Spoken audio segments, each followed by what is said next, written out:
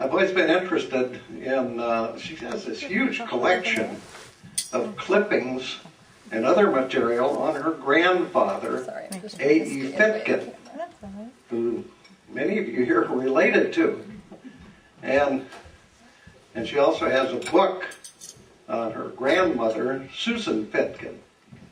I'm not going to tell you that whole story. Some of you here probably know that material better than I do, but for some reason or other, I read all that stuff, and I read the book on Susan Fitkin.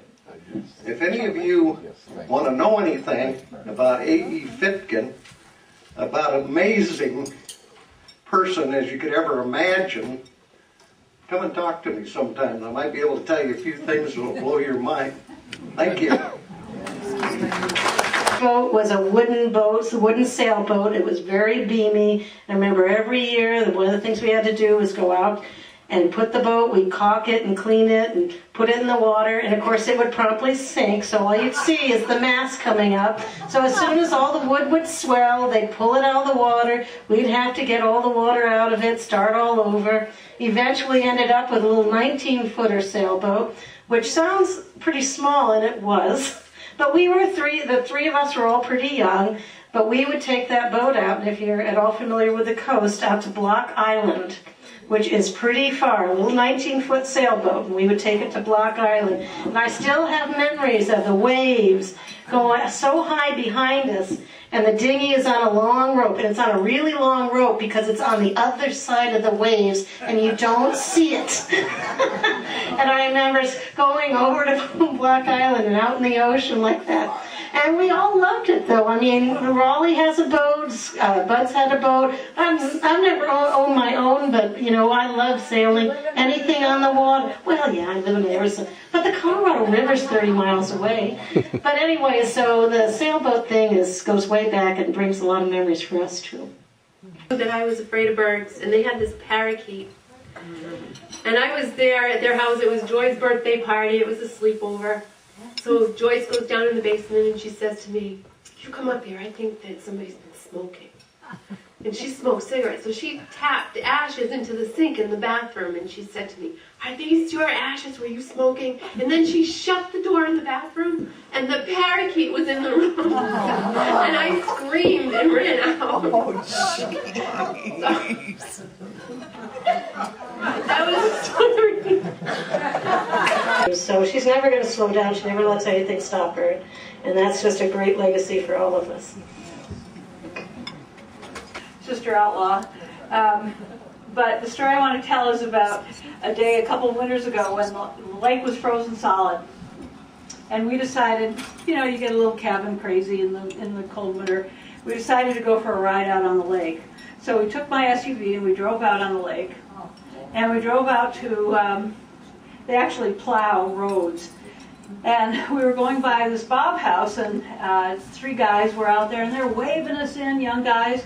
Come on over, come on over. So we went over and now they wanted to, you know, take us snowmobiling, so we all went snowmobiling. They took Joyce on the back of the snowmobile and we all went, did that. And then they said, well, come on in, have a beer. In this little tiny Bob house about the size of one of these tables. But they had a great heater, so it was really, really hot inside. But one of the guys had his shirt off and his pants were kind of low. And the slide's in here today, Joyce. It wasn't in there yesterday, but today it's in there. So Joyce is standing next to this guy, this big guy, and next thing you know, he says, well, does anybody want to smoke a joint? Karen says, no, I don't do that, no. And I say, no, I don't do that anymore. And Joyce said, well, my doctor said that would be okay. So, a couple of shots and beers and totes later, we made our way back to Broadview. 3 years, probably.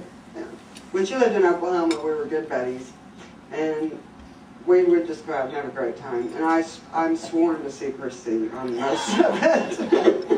But I just want you to know, I have enjoyed every minute I've ever spent with you. Florida, and I love you. Thank you. Thank you. cowboy hats and the boots, and the boys would take me out to the 3-2 bars, and Mom was out there two-stepping Cowboy Palace. Is that what it was? Yeah, there was a lot of memories there, even though I'd only been there once. But so different. Yeah. You want to tell a story? No. Are you sure you want to tell an Oklahoma story? Oh, okay. This is mixed up. Yeah, it is. A lot of things I don't do anymore. Anybody else? Well, I don't know most of the people here. Well, I probably do, but I don't remember them. But you all know my grandma, and you probably know how amazing and funny and very energetic for her age type of woman she is. I mean, she's just one of a kind. She's the only person I know who can pull off orange lip gloss, this weird moo-moo looking thing you wore once, fish earrings, and I mean, look at what you're wearing today. It's amazing, but only you could probably pull it off. I don't really remember much from Florida, but I do remember me and my friend Trinity stayed with you, and we brought over this like spray and hair dye. Yeah, in Naples. It was like this weird spray and hair dye, and we were up in your bathroom and we were putting it in our hair, and we walked down and we were expecting you to get so mad, but you just laughed and I think you said you wanted to try some, but we were all out, but you said that you wanted some too. So she's always willing to try something, and she's not 80 at all. I mean, she's never let health or age stop her for doing what she loves, and that's part of the greatness that we all love about you. And we're all here because you're just so lovable. And happy birthday, Grandma.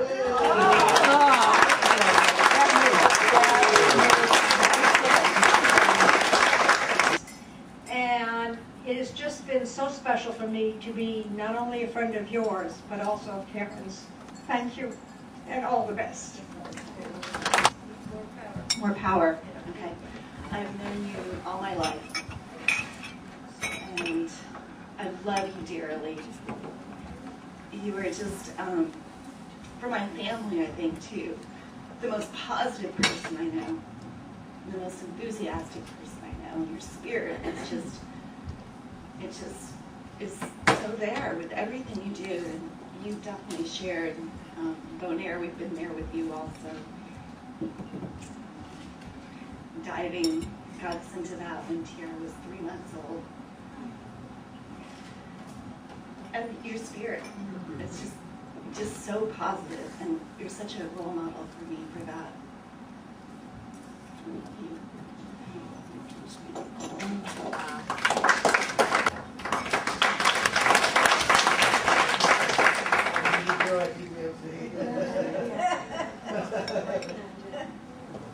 It's amazing though to see. Is this on?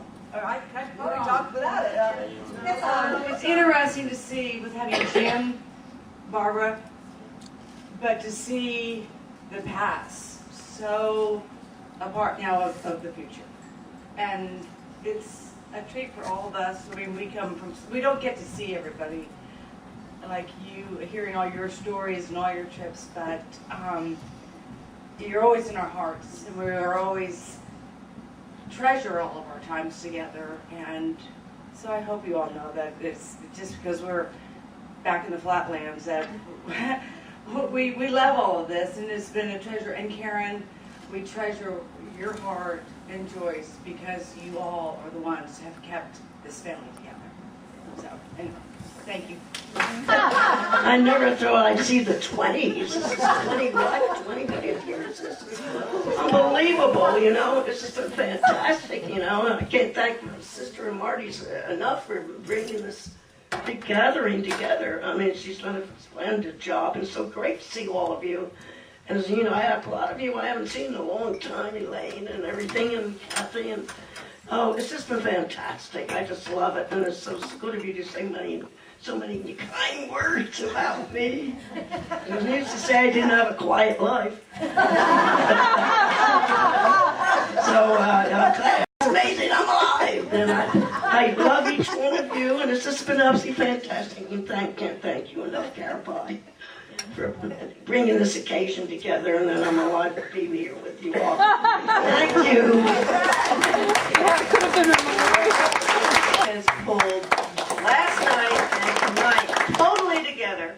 She is in charge of the decorations and the whole, she is fabulous and I love her dearly. And thank you all for coming. And there's still more time. Yeah, we're here for another 15 minutes. Anyone has anything to say, it's open mic. We can chip in Thank you all. Buy another 15. Really been very special. They'll have to play with them, otherwise they get boring, don't they? Well, I'm not a professional. I just the thing, yeah, amateur, definitely. The thing to do with this job is not to move it about. Yes, when you're doing video. Yeah, people move it about, it's hopeless. Judy, look this way. Here, this way.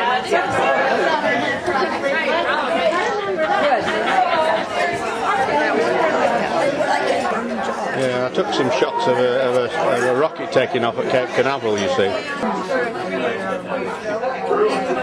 Well, that was in 6th grade.